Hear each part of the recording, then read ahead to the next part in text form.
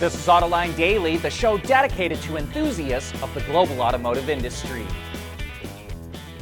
Automakers are preparing for the 25% tariffs President Trump has promised to go into effect on April 2nd.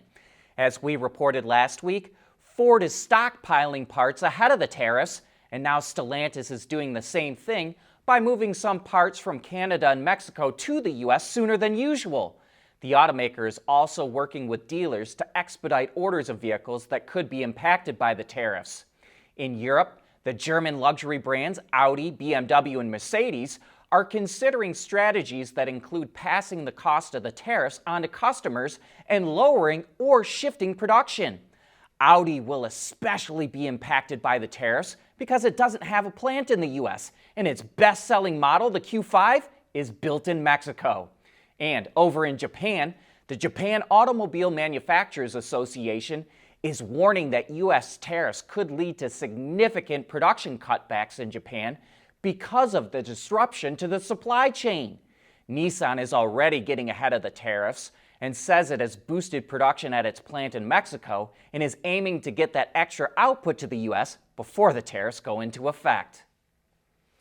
BYD has big expansion plans, but its new plant in Mexico could be in jeopardy. The Financial Times reports that Chinese officials have delayed approval for construction to start because they're concerned about BYD's intellectual property and technology leaking to the U.S. That's all we know, and we'll be sure to update the story with any new information. But since BYD is private and not state-owned like some Chinese automakers, we wonder how long officials can really delay construction.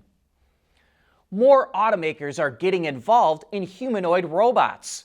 Mercedes announced it's making a low double-digit million euro investment into Apptronik, a US-based robotics company. And the automaker has already started testing Apptronik's Apollo robot at its Berlin factory. It's using Apollo for repetitive tasks like transporting vehicle parts to the production line and believes robots could have real factory jobs before 2030. Mercedes is also making AI and digital enhancements at its production sites to improve their efficiency. And now we shift over to China, where BAIC announced a partnership with robot maker Ubitech. BAIC deployed the Walker S1 to do parts inspections at a plant where it makes NEVs. Repetitive tasks seem like the best applications for humanoid robots right now, with Ubitech claiming accuracy rates of 99%. So it feels like it's going to be a while before human line workers start losing their jobs to robots. But most major automakers are testing humanoids, including Tesla, BMW, the Hyundai Group, NIO, Xpeng, Toyota, and Honda. Volvo says it's using a technique called Gaussian splatting to improve its hands-free and driver assistance technology. It allows users to create realistic 3D environments from real pictures and video and then manipulate that environment any way they want. It sounds like this is particularly useful for edge cases or unlikely driving scenarios, like a dog running into the road. But maybe instead of just one dog, you want a whole pack of dogs running from both sides of the street, or a million other cases. Volvo can then train its system to handle all those situations, which will help make it better.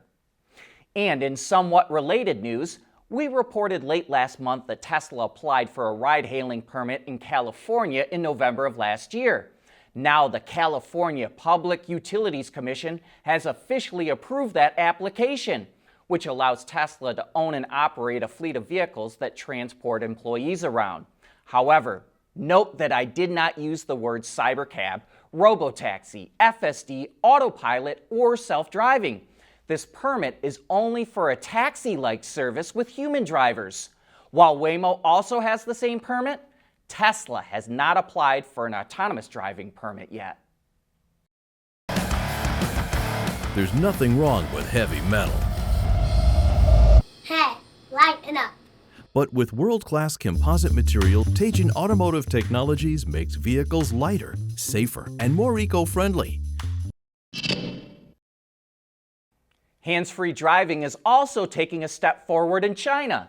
Three automakers, Xpeng, GAC, and Zeekr, Geely's premium brand, revealed plans to introduce Level 3 capable vehicles this year, which means eyes off the road, hands off the wheel, but still being in a position to take over if needed.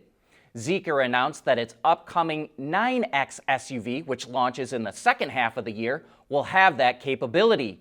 Xpeng says it will also have vehicles with L3 in the second half, and that it will start producing vehicles with Level 4 capabilities next year. And GAC says it will have L3 models for sale this year, and that it's also working on L4 vehicles. But while the vehicles have Level 3 capabilities, the three automakers still need regulatory approval before owners can use the features. General Motors and chip maker NVIDIA announced plans to use AI, software, and simulation to develop vehicle technology and to improve the efficiency of the automakers' plants. GM will use the NVIDIA Omniverse platform to create digital twins of its assembly lines, allowing for virtual testing and production simulations. The technology will also be used to train robotics platforms that are already in use, which it expects to increase safety and efficiency at plants. GM will also use an NVIDIA operating system in its next-gen vehicles for advanced driver assistance systems. Bosch is expanding the metal 3D printing capabilities at one of its plants in Germany with the goal of producing car parts in volume. The supplier has invested 6 million euros in the center, and it just installed a new printer that's 5 times faster than previous metal 3D printers. That will help speed up the development of parts, especially metal parts, which can take a long time to make with older methods. One example is with engine blocks. Using conventional methods, it can take up to 3 years to develop an engine block from the first draft of volume production, which includes up to 18 months just to make the casting mold for the block. A 3D printer, on the other hand, can create a prototype engine block in just a few days. And Bosch claims it's the only Tier 1 supplier in Europe with this type of 3D printing capability. In addition to mining, recycling old EV batteries is seen as a way to help supply materials needed to make new batteries. But there's just one problem. Batteries are lasting longer than expected. Hydrovolt, a battery recycler in Norway, opened its first production line last year with the goal of processing 12,000 metric tons of batteries from 25,000 EVs a year. But because batteries are lasting longer, Hydrovolt only expects to process about a third of that this year. While the number of EVs scrapped last year in Norway was up 50%, EVs only accounted for 4.4% of passenger vehicles sent to the scrapyard. So, while battery recycling is promising, it could take longer to fully ramp up. And that brings us to the end of today's show. Thanks for making Autoline a part of your day.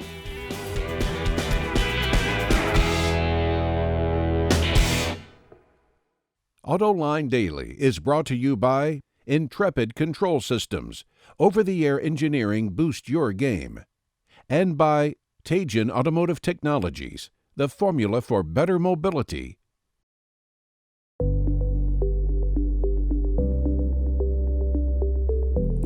Developing today's vehicles. Issues can happen in an instant. When's the best time to solve a problem? The minute you know you have one.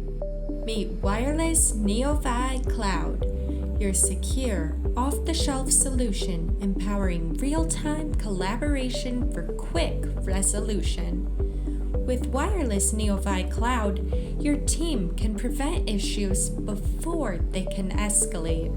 Driver communication data and remote diagnostics to analyze and resolve your problems using OTA, allowing your executives oversight throughout the process. Wireless NeoVi Cloud, your vehicle update solution in production and on the road. Intrepid Control Systems, driven by your data.